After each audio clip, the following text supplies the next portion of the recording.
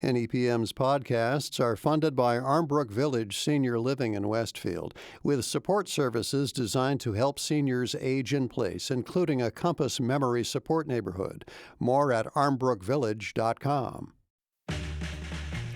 Welcome to the Fabulous 413. I'm Clee Smith. And I'm Monty Belmonte, and we have a legislative sandwich for you today. On tasty music bread. Including the post-rock fretwork finesse of Slant of Light, who'll take the stage at the Drake in Amherst tomorrow night. And our last chat of 2024 with Congressman Jim McGovern, who will give us his take on the possible government shutdown and who he really thinks is in charge in the incoming administration. But we need two bands to make music into the bread of this proper sandwich, so we'll start by continuing our showcase of first-night performers that you can hear in Northampton on the last night of the year.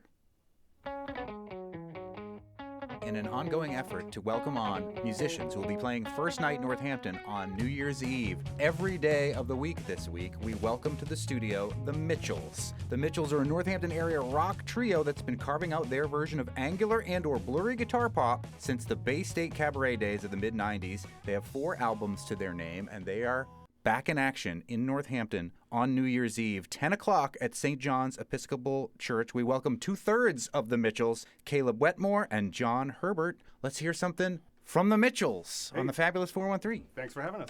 Thanks for joining us.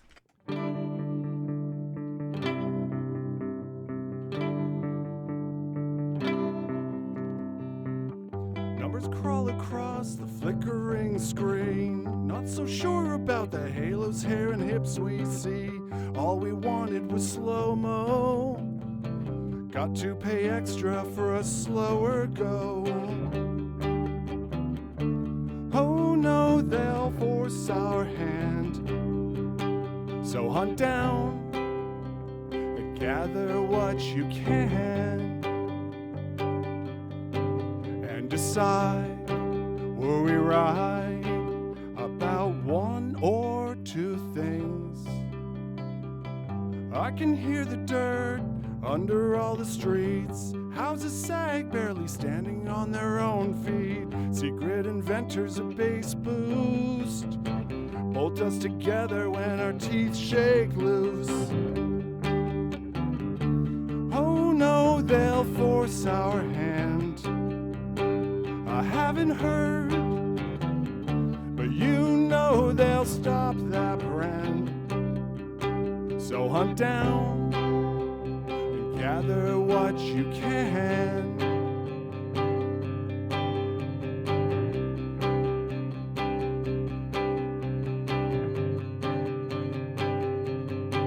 And decide, were we right about one or two things?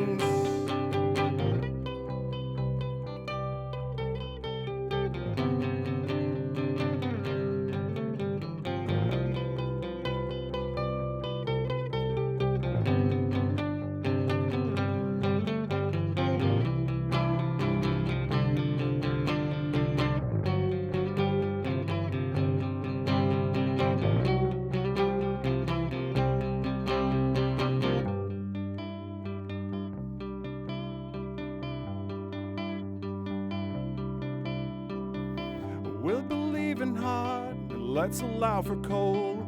Hollow out the walls of it that goes with poison foam. Put it on when it's brand new. Let it fall when it's see-through.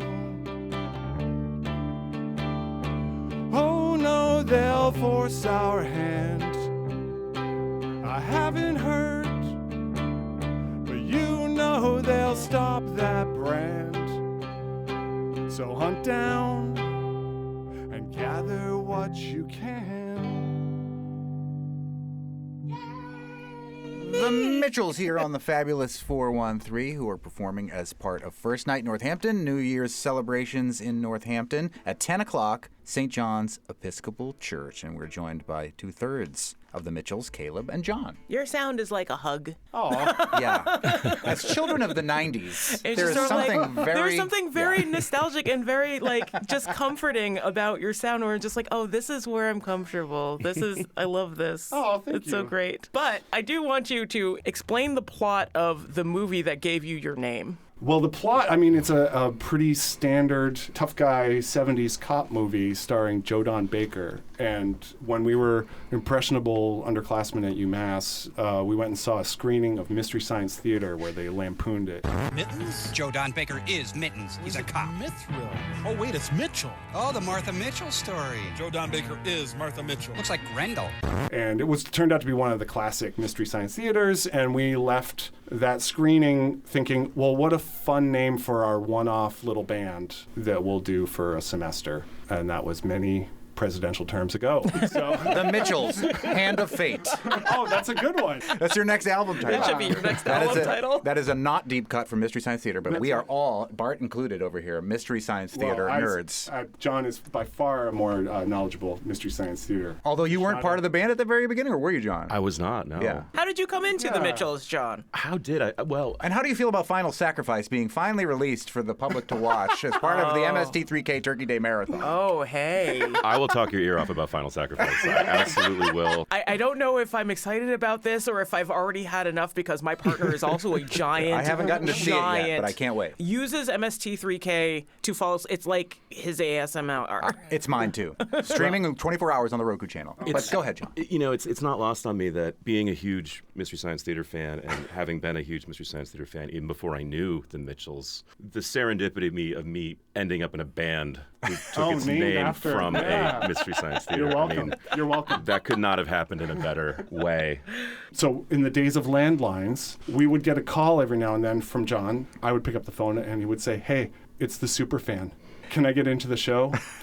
and that's how we got to know John. And gradually it became obvious that he could play really well, and we needed a bass player, and it really clicked. That's awesome. So, and that was back in 2000. You know, I was just trying to think of that when we were coming down here, and it was like 2000 or 2001, early 2001 maybe, but Yeah. it's something like that. Yeah. But that also means that you only really missed like the formative years. You've been there for the bulk I of. skipped of- all of the heavy lifting. Yes. In terms of That's right. figuring You out. got to He's slide just- right he's in. just coasting on our brand. Yeah, it was deliberate on my part. I said, you know, I'm going to wait.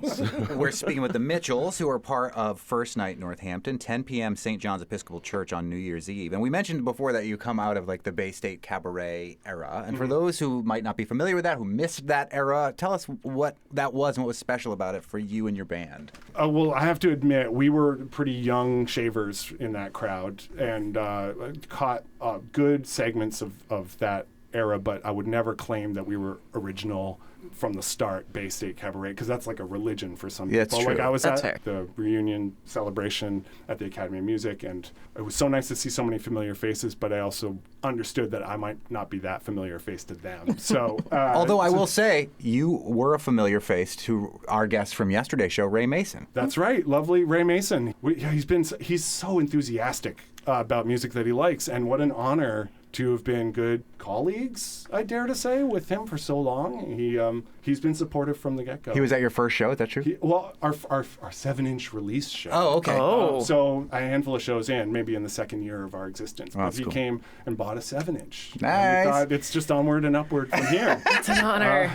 So the Bay State was a thrill to be a part of a little hole-in-the-wall performance space where you didn't know on any given night you might see that band from out of town on the cover of a magazine a month later. Things were churning, and there were some really fun kind of mix and match shows where you really would never have seen certain bands were you not waiting for your friend's band to play later on. And I mean, there was one night where I was waiting for, I think they were called the Martinis, which was a side Yeah. project with Joey Santiago of the Pixies. And I Nice. was just continue to be in love with the Pixies. They never showed up, but I ended up seeing this other performer who did songs based on the 12 Signs of the Zodiac, and he had backup singers in like sequin dresses, and it was amazing. So Quite the scene. Yeah. Shall we hear another song from Yes, the please. Mystery Science Yeah. Theater named band that will be playing First Night Northampton on New Year's Eve at St. John's Episcopal Church at 10 o'clock? The Mitchells, here on the Fabulous 413. we're so excited to be playing First Night, and thanks for having us.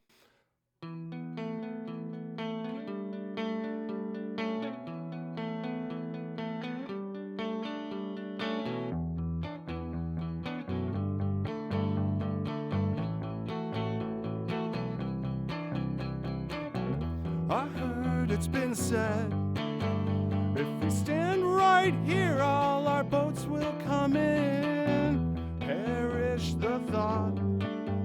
At the edge of the bed, dead light bulbs above. So unclasp your hands to the beat. Unset your feet and land with ease. Do you remember that feeling?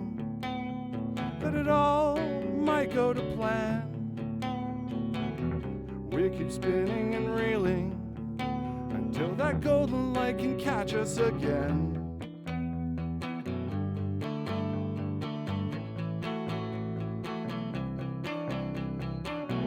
I am a cassette. All the leverage I have, I can't pop any tabs. I re-recorded over all the pretty things I thought I had. So unclasp your hands to the beat, unset your feet and land with me. Do you remember that feeling? That it all might go to plan. We keep kicking and reeling until that golden light can catch us again.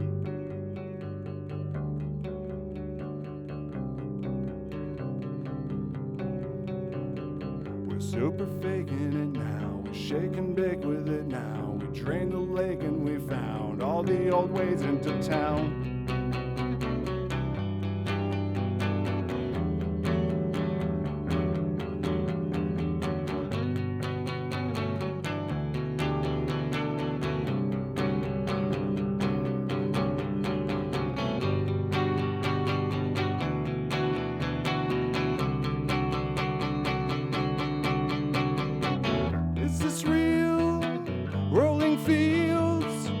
Motion somersaults until we hit the tree line. I don't mind, sure it's fine. Can't wrap my head around the things that had to combine. Can't wrap my head around the things that had to align. Can't wrap my head around the things that you have made mine.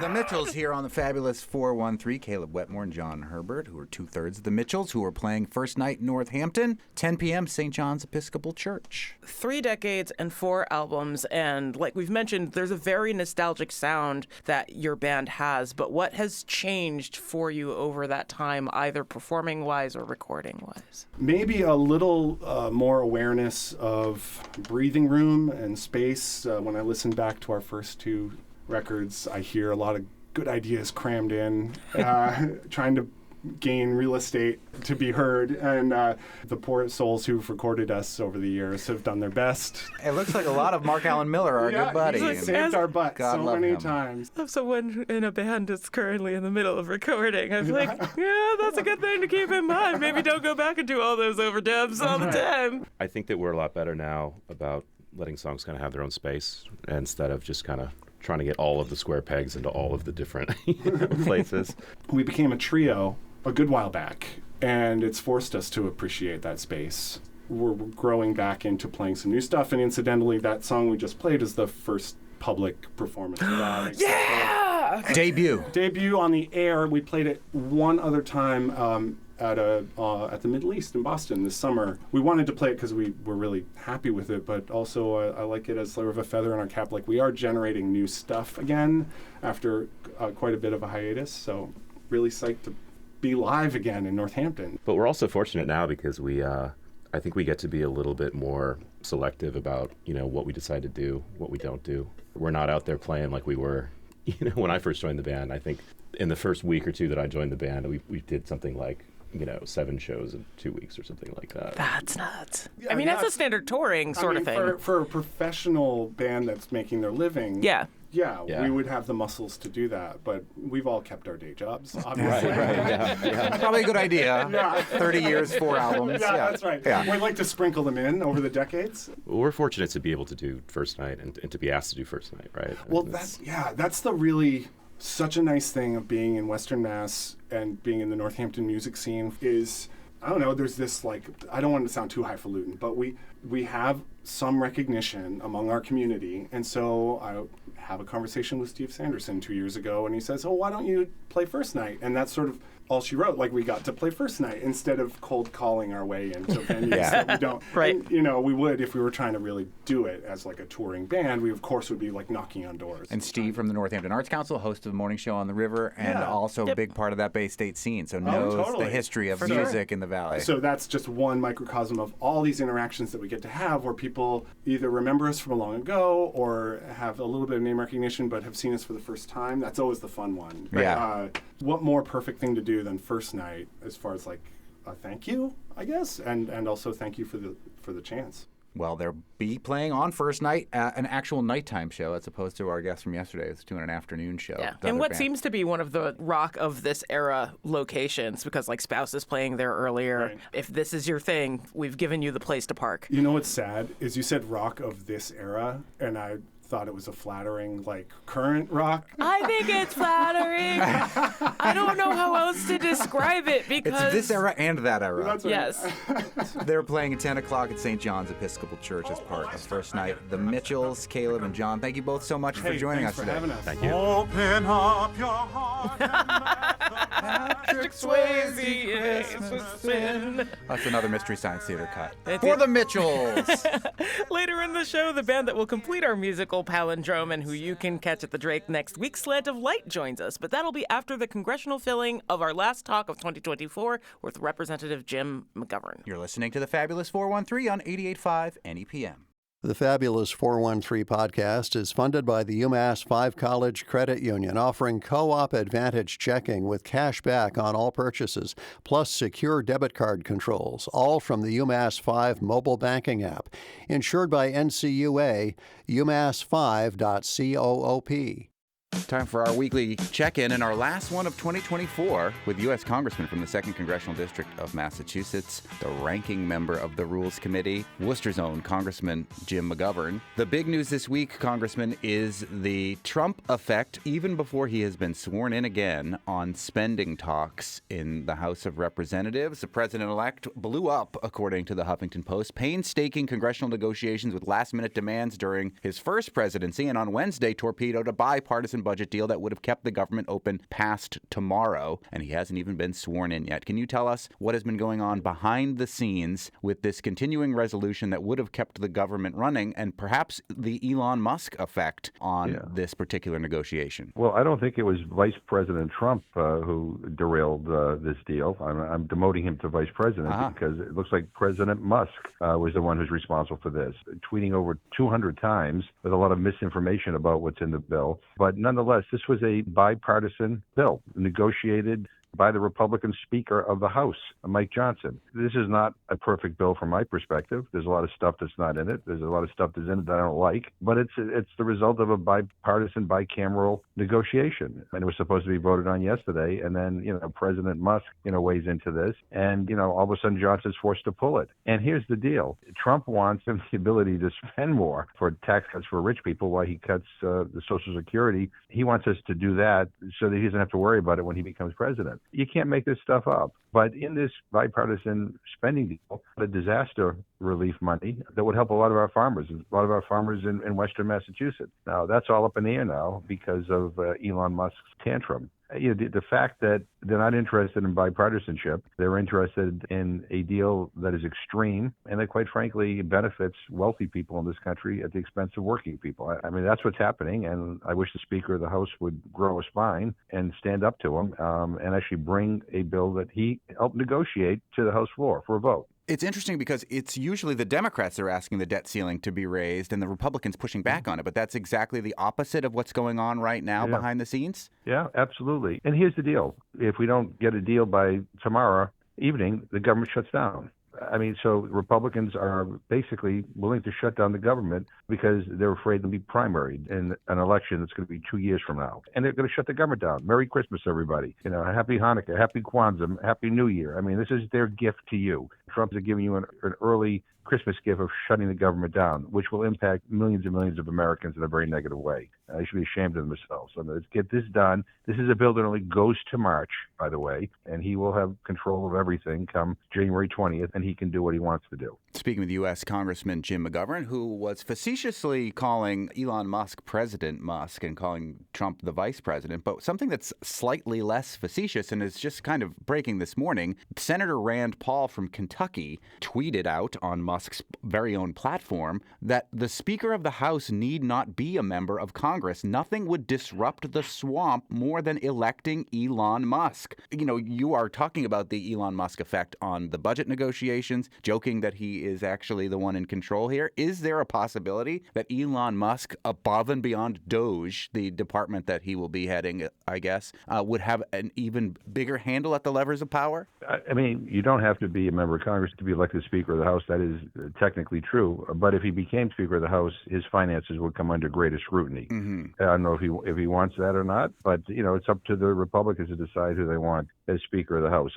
And the idea that a multi-gazillionaire is somehow the best choice to be the Speaker of the House, who has no idea what it's like to go to a supermarket and try to buy groceries, who doesn't have to worry about the cost of rent or the affordability of a college education or paying heating bills. If that's who they are, then, they can do what they want to do. But I think one thing is for certain, that is Mike Johnson, the current Speaker of the House, his speakership is on life support, because already 2 or 3 Republicans have come out and said they won't vote for him. And if he loses one other, I think he doesn't have the votes. So it looks increasingly likely that he may not be the Speaker of the House. I don't know who will be, but it probably won't be Mike Johnson. In your caucus, in the Democratic side of things, there's been some criticism, this coming from the Daily Kos, about Democratic Representative Alexandria Ocasio-Cortez losing to Representative Jerry Connolly earlier this week in a bid for the ranking member of the House Oversight Committee. There are people that are criticizing the old guard versus the new guard, that Pelosi, quote,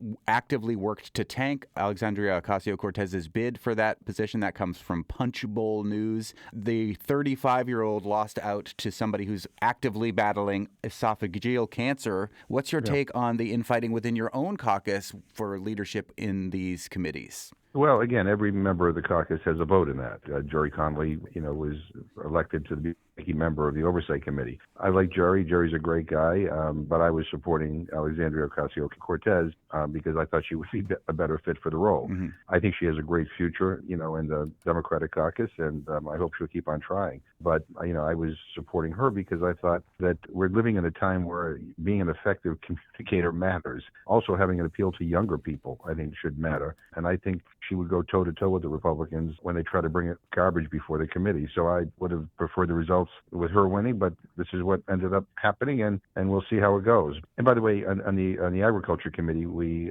elected the first woman ranking member, Angie Craig, from Minnesota, over incumbent David Scott, who, quite frankly, I don't think was up to dealing with the rigors of what will be coming his way in the next Congress. So there have been some changes in terms of disrupting the old system. But, I'm a friend of Alex's, and I like her, and I think she would have been great. Speaking with U.S. Congressman Jim McGovern, in the House of Representatives, according to the Boston Globe, the House Ethics Committee reportedly voted secretly to release the Gates ethics report. I don't believe it has made public yet. Have you seen the Gates ethics report? Are you privy to that information? I haven't. Okay, so that's a committee. I haven't. I will see it when you see it. Okay. I think the Republicans are going to release it when we leave for the holidays, which may never happen. So I don't know, but they did vote to release it, and I think that was the appropriate thing to do, given the severity of the charges and given the fact that there's talk of Trump trying to find him another position in his administration. So this is almost a preemptive move so that he wouldn't have to go through the Senate hearings if he was going to be appointed as some cabinet member or something along those lines? So yes. I guess we'll have some interesting holiday reading coming up shortly, perhaps. Another troubling situation with the incoming administration, again, having so much influence even before being sworn in, is both the settlement with ABC News as well as a lawsuit against the Des Moines Register. I'm curious what the Democratic caucus, at least, or the House of Representatives writ large, is doing to protect press freedom. I know that as we work in a public media station and we do have some government funding, that is certainly going to be something that will be on the line in 2025. But when ABC makes this huge multi-million-dollar settlement with the Trump administration, it shows a sort of caving to the Trump administration. Meanwhile, the Des Moines Register appears to be putting up a fight in their lawsuit as Trump has sued the Des Moines Register for putting out a poll that said he might lose. Meanwhile, it looks like Liz Cheney perhaps is going to be in trouble, a former House member. What is the House, at least the Democratic caucus, doing to protect press freedom while the Trump administration is ramping up? Well, I mean, the deal is that press freedom is protected under the Constitution of the United States. And the fact of the matter is that ABC made a really bad decision to pay the Trump people $15 million. Now, ABC has deep pockets. Maybe they thought they just should do this and move on, but the Des Moines Register doesn't. The person who did the poll doesn't. Individual radio stations or individual newspapers or TV stations across the country don't. And this is really a page out of the playbook of Viktor Orban in Turkey. This is what authoritarian regimes and fascist regimes do. This is happening in El Salvador right now, too. They basically target individual journalists or radio stations or newspapers, forcing them to compile huge legal bills or forcing them to settle in a way that they cannot continue. This is a tactic. And I wish ABC would have set the precedent of standing up to this bullying. They didn't, and we could expect more of it. But we need to provide a circle of protection around our news institutions, around our media, even if we don't agree with everything that is being reported in that particular outlet. Because freedom of the press is a hallmark, is a identifying factor of our democracy. And it's a check that if we lose it, then you end up moving very much in the direction of authoritarianism. It's a very, very dangerous thing. It's interesting. Our reporter, Karen Brown from the NEPM news department here, has a story that just came out the other day about the president of Mount Holyoke College, Danielle Hawley, saying that many colleges are being advised by lawyers and public relation consultants to hide their diversity, equity, and inclusion programs, as well as their LGBTQ outreach in advance of the incoming Trump administration. But she is standing up and saying to comply with things that aren't our values because we feel a threat is not something that we should be doing as a higher education community. As somebody who is dealing with the people that will be making the decisions, who will be going after these colleges or going after these news outlets, do you think it is advisable, like the president of Mount Holyoke College, to stand up, or is it more advisable to hide these type of programs, these type of beliefs? You know, my personality is that you stand up and you fight. Because if you hide who you are, if you begin to retreat from what is right, then you become complicit. And I understand. I mean, institutions of higher learning, anybody who gets a tax-exempt status is worried that this new administration will come at them, and they very well may. And we don't know how it will all work out. But I don't think that the way to fight back is to be silent or is to retreat. That gives them a victory, and a victory, quite frankly, that they're not entitled to in the United States. So I appreciate, the words of the president. I think the president, is doing the right thing by not hiding who the university and the colleges are in this community. Speaking with Congressman Jim McGovern, this is our last chat of 2024. 2025 looks like it will be a heck of a ride. Anything that you are feeling hopeful about going into 2025? Yeah, what makes me hopeful is that there are good people in this country. I'm still riding a high from the march to raise money for the food bank that we participated in, and the huge amount of money that was raised to help feed people in our community. I mean, that should give us hope that there are good people in our country, in our community, and we need to continue to boost these people up, and we need to dedicate ourselves to doing good on our own. I mean, that's a way to survive the next 2 to 4 years, because I think the alternative is to be hopeless and to kind of retreat. I don't want us to do that. I mean, I continue to be hopeful for the future. We're in for a bumpy ride, but there are good people, and we all know them in our community, and we want to encourage them, and we want to be with their back, and we want to do good things ourselves. Any special McGovern family Christmas traditions that you're looking forward to this year, Congressman? Favorite recipe or anything like that? Yeah, I mean, we'll have a turkey for Thanksgiving. I make my own cranberry sauce with no sugar. I use maple syrup. Love it. And an orange juice and a little orange rind. So very good. Better for you. And, lots of cheer. So I wish everybody, the best during these holidays, and continue to be grateful to have the honor of serving in Congress representing this district. And I look forward to engaging with people, in the coming year. We'll get through this. Again, I'm a believer in the future. Well, on behalf of the show, the station, and I know the listeners of the station, the fact that you make yourself available to us every week to answer our questions and to give us an insight on what's going on in Congress is very much appreciated. Thank you, as always, Congressman Jim McGovern. We will talk again in the new year. Happy New Year to you. You too. All the best. Up next, a band you can catch tomorrow night at the Drake, helmed by a real-life luthier, Slant of Light, and oh yeah, they're playing with my band as well. X-Temper, Friday night at the Drake. You're listening to The Fabulous 413 on 88.5 NEPM. Shameless self-promotions. The Fabulous 413 podcast is funded by UMass Amherst School of Public Policy, offering graduate programs in public affairs, public policy and administration, data analytics, and computational social science. umass.edu/SPP. The Fabulous 413 podcast is funded by Northeast Solar, helping customers make the switch to solar for savings, energy security, and tax incentives. Learn more at northeast-solar.com.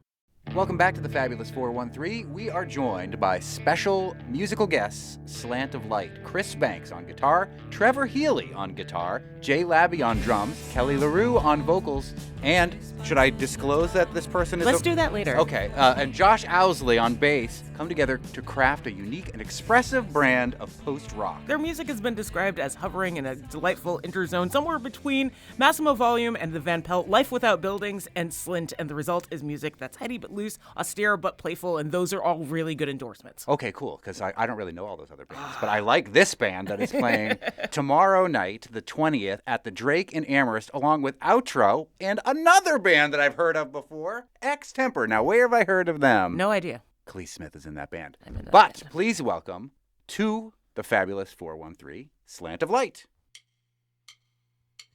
Will we dog in the open tide? If the river runs too clear, will we punch through the empty space when the sky fails to pull us up? There is no way to know. There is no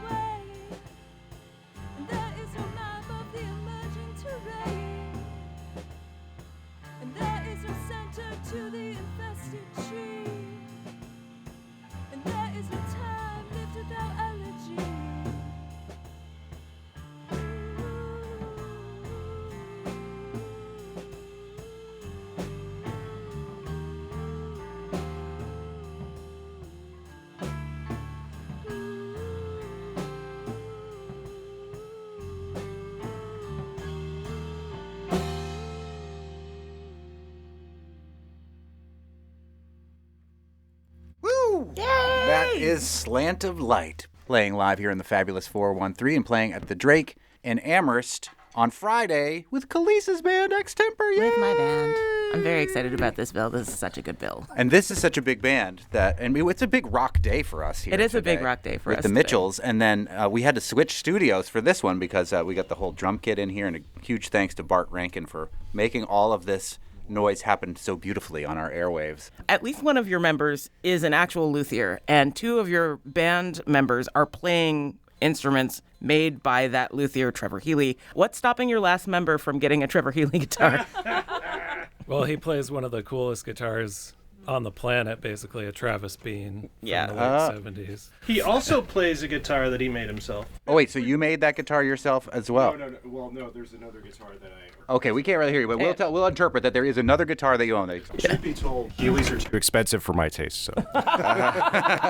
Although if you True, I had to take out a loan. If you go to the Healy website, the Instagram page, I see there's a picture of Charles Thompson / Black Francis playing a Healy guitar. Are there famous folks that you have provided guitars for, Trevor Healy? Well, I would say Frank Charles is definitely up there in the Nice. top. We've done a lot of repair work for other people, but in the area, Heather Maloney, Love I think, her. would be up there in the top. Previous guest on Fabulous 413. Yeah, I think you built her a baritone. It's a tenor guitar. A tenor guitar? Nice. In case you're into weird tunings and slightly different sizings for your guitars. Yeah, and I almost fully disclosed this at the beginning, but is it okay, Josh, if we disclose who a regular guest is on our show that is connected to you? By all means. That is Claire Morneau from CISA, who's like one of our regular go-to guests that takes us to farms and awesome places. It's wicked cool. How did this band come together? I guess early in the pandemic lockdown mask days, Chris and I had started to play together, write some songs. And previously, Josh, Jay, and myself had played as a trio, a combination of some covers and our own music. And even further back, Jay, Kelly, and myself are in a band called Snake Oil. That is a project that Jay, our drummer, spearheaded. So we've all been kind of connected for a while. And a very long time ago, before Chris moved to the area, our bands in the early 2000s had played gigs together. So it was really cool to kind of reconvene 20 years later or whatever and get to write with someone that you'd only previously seen, on stage. Tell us about Outro, who's also performing at the show on Friday. So Outro is Josh Levy. Known Shots and Peter Sachs is in this one? Peter Sachs. Right. It's like 2/3 of Mobius Band with Josh Levy and one other dude. And whose Adam name- Zucker. There we go. Whose child studies Kung Fu with me, so we're just keeping it all very incestuous all the time. Yeah, local professor. Yeah. Yeah, and it is the season to get together with family, and we're just getting together with our musical family in all sorts of different ways. And Khalees's musical family, Extemper, will be there with Outro and with this band, Slant of Light. Let's hear another song from Slant of Light, who will be at the Drake on Friday night in Amherst.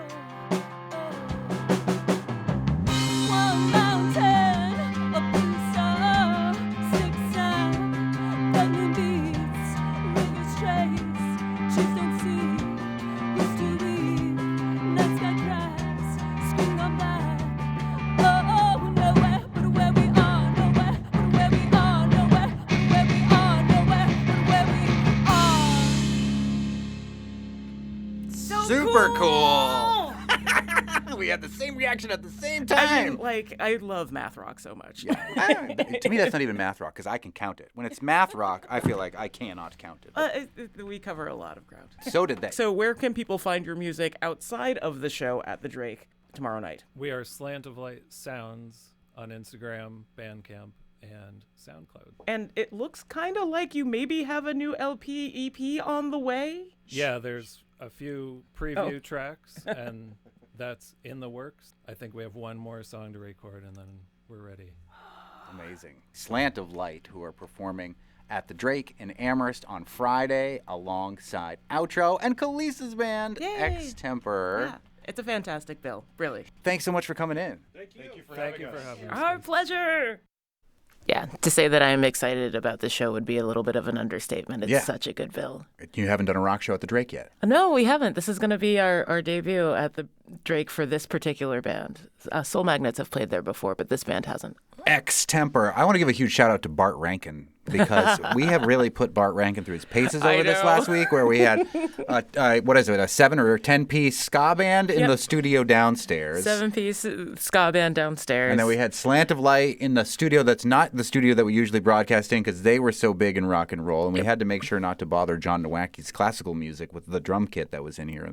So there we go. And we've had musicians in and out of here basically all week, and he's just rolled with every punch. And we're going to awesome. have one more tomorrow Indeed. to wrap up our first night coverage as well. And again, this is the last day of the fund drive. And while we are the Fabulous 413 and are exclusively telling 413 stories, thanks to Beth in Connecticut for making a contribution, getting us closer to that $1,000 goal. But looking through who's been making contributions from where throughout the course of the day, we had a contribution from Cumberland, Rhode Island. We had a contribution from Swansea, New Hampshire, a contribution from New York, New York. So it's not just folks from here that are getting the benefit of the show and the station.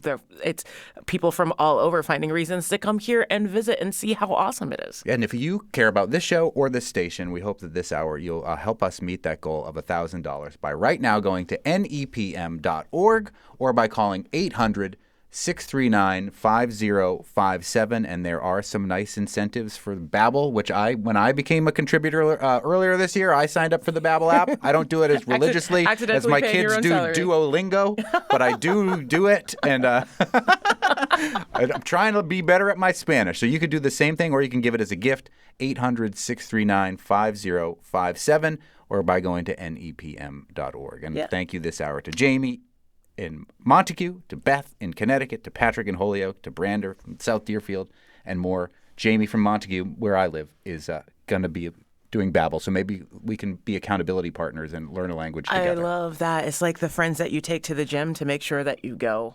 Yeah. And it's incredibly helpful when somebody else is keeping you accountable for the things. But speaking of accounts, on the next Fabulous 413, it's going to be our last before we take a short winter break because everybody needs to rest sometimes. That's true, but we're going to ring it out in style. We'll saunter into the surlier side of the season with folklorist Jeff Belanger and get a preview of the terrifying tales he'll tell at the Shea Theater for his show, The Fright Before Christmas. And we'll cap off our first night performer review with the insightful introspection of Henning Ohlenbusch. And I think maybe we'll share some of our own favorite holiday things as well on the show tomorrow. We'll see you tomorrow on the Fabulous 413. Ta-ta.